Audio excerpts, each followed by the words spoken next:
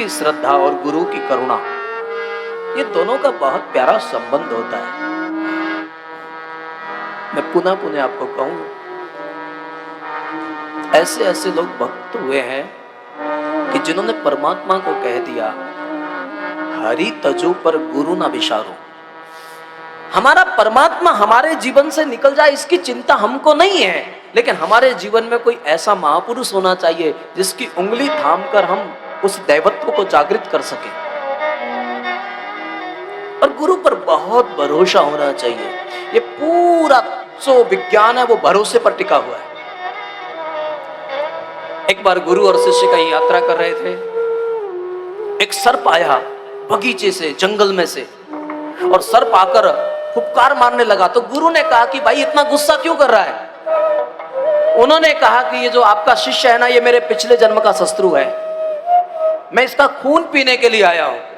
उन्होंने कहा कि तुम अगर इसको डंक मारोगे तो उससे इसके शरीर का नाश हो जाएगा, प्राणांत हो जाएगा। एक काम करो, अगर तुम्हें इसका खून ही पीना है तो हम इसका खून तुम्हें थोड़ा सा निकाल के दे देते। सर्प ने समझौता कर लिया। गुरु ने एक कोई शस्त्र निकाला और गले पर जैसे ही डाला, क्योंकि वहीं का खून उसको चाहिए था। शिष्य ने आंखें खोली और देखा है कि गुरु के हाथ में कोई शस्त्र है, और शस्त्र को देखने के बाद शिष्य ने फिर आंखें बंद कर ली। गुरु ने थोड़ा वहां से खून निकाला, सर्प को निकाल के दे दिया, वो पीने के बाद चला गया। शिष्य जब जागा तो गुरु ने पूछा, क्यों? मैंने जब चाकू मारा तो तेरे को दुख नहीं हुआ? तेरी नींद नहीं टूटी? तेरी आंख नहीं खुली? उन्होंने कहा कि नींद भी टूटी थी और आंख भी खुली थी, लेकिन जब मैंने देखा कि मेरे गर्दन के ऊपर जो शस्त्र चलाया जा रहा है वो चाकू भी मेरे गुरु के हाथ में है, तो मुझे भरोसा हुआ कि मेरे मारने में भी मेरा हित होगा। अगर इतना भरोसा है तो साधना करिएगा। वो जो भी कर रहे हैं ना, वो हमारे कल्याण के लिए कर रहे हैं।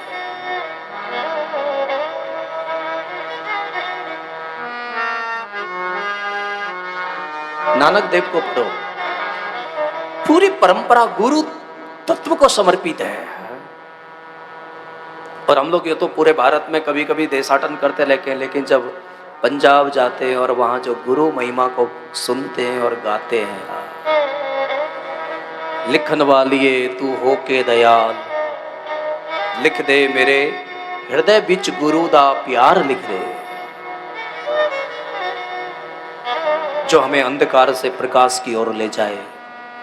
गुरु वैद्य होता है, गुरु मीत होता है। गुरु को तो उपनिषद में तो मृत्यु भी कहा गया है। वो जीते जी तुम्हें शरीर के धरातल से खत्म कर देगा। गुरु की कई अवस्थाएं होती हैं। एक ऐसा गुरु होगा जो तुम्हारी अवस्था के अनुसार तुम्हें साधन देगा। मेरा धंधा चलने लगे उसके लिए मंत्र देगा, मुझे स्वर्ग मिल जाए उसके लिए मंत्र देगा। और एक गुरु ऐसा भी हो सकता है, वो स्वर्ग नहीं देगा लेकिन स्वर्ग की वासना को मिटा देगा। वो तुम्हें जीते जी मुक्त कर देगा।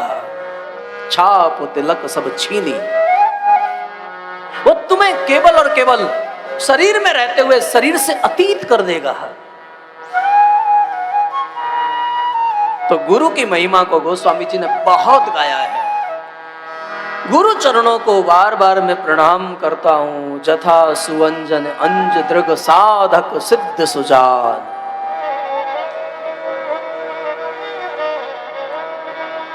और फिर ये देवकोटि की वंदना थी। अब रामचरितमानस में गोस्वामी जी को लगा कि पृथ्वी तल पर विचरण करने वालों को मैं प्रणाम करूं, तो उसमें सबसे पहले वंदहु प्रथम महीसुर चरणा। वंदहु प्रथम महीसुर चरणा। जनित संशय सब हरना। मोह जनित संशय सब हरना। मेरे भाई बहन, जन्म सबका एक कैसा होता है? व्यक्ति संस्कार से ब्राह्मण बनता है, व्यक्ति त्याग से सन्यासी बनता है, व्यक्ति ज्ञान से गुरु बनता है। मैं उन महापुरुषों को प्रणाम करना चाहता हूं जिन्होंने इस मानवीय पिंड में जन्म लेकर अपने गुणों का शोधन करके जो सतोगुण की पराकाष्ठा तक की यात्रा करते हैं, जिनकी वाणी भी शुद्ध है, जिनका मन भी निर्मल है, ऐसे उन भूदेवों के चरणों में प्रणाम करता हूं। मेरे भाई बहन, जो केवल और केवल परमात्मा को देखता है, आत्मा को देखता है,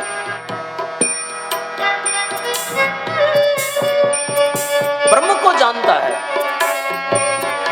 जो शरीर जो मन को देखता है वो क्षत्रिय वैश्य है, जो बुद्धि को देख लेता है वो क्षत्रिय है, लेकिन सबके अंदर बैठी हुई आत्मा को देख लेता है वो ब्राह्मण है। सबके अंदर उस आत्मा का दर्शन करता है। इसलिए तो गीता में लिखा है, विद्या विनय संपन्ने ब्राह्मणे गभस्तनि सुनी चैव सपेक सपाके च स्वपाके च पंडिता समदर्शिना। जिसकी बुद्धि स्थिर हो गई है, जो केवल शरीर को देखता है वो शूद्र होता है, जो मन को देखता है वो वैश्य होता है, जो बुद्धि को देख लेता है वो क्षत्रिय होता है, लेकिन जो सब में परमात्मा को देखता है वो ब्राह्मण होता है। उसको मैं प्रणाम करता हूं, जिसने अपनी प्रज्ञा को इतना परिष्कृत किया है। लेकिन याद रखिएगा, शायद अगर साधना की इतनी ऊंचाई अगर आपके जीवन में नहीं होगी तो आप बहुत गलतियां कर बैठोगे। जो ज्ञानी होता है वो समदर्शी तो होता है, लेकिन समवर्ती नहीं होता है। वो सब में परमात्मा को देखता है, लेकिन किसके साथ कैसा व्यवहार करना है ये उसका विवेक जानता है। वो सर्प में भी परमात्मा को देखता है, लेकिन इसका मतलब ये नहीं है कि उसको गले लगाकर शंकर की तरह है। और अगर अवस्थाएं उतनी ऊंचाई पर पहुंच जाए तो ये भी संभव है।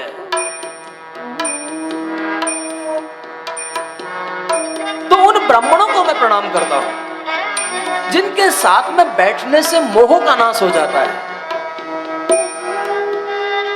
अब हमारे रामायण में तो लिखा है कि ये जो मोह है ना, यही पुनर्जन्म का और समस्त मानसिक रोगों का मूल कारण है। मोह सकल व्याधीन कर मूला, मोह सकल व्याधीन कर मूला। प्रेम सार्वभौमिक होता है, लेकिन मोह किसी किसी में आसक्ति हो जाती है। प्रेम हमें समर्पण सिखाता है, लेकिन मोह बंधन में डालता है। मोह से बहुत सारी सांसारिक बीमारियां पैदा होती है, लेकिन मोह की निवृत्ति हो जाना ही मोक्ष है। जीवन में ये जो मोक्ष अवस्था है ना, मोक्ष की प्राप्ति कैसे होगी? मोह की निवृत्ति हो जाना मोक्ष है। अब मोह कैसे जाएगा? महाराज, ये मोह माया तो पूरी दुनिया को नचा रही है, मोह मिटेगा कैसे? रामायण में बताओ, कुछ लिखा हो तो। रामायण में लिखा है, बिनु सत्संग ने हरि कथा देविन मोहन भाव।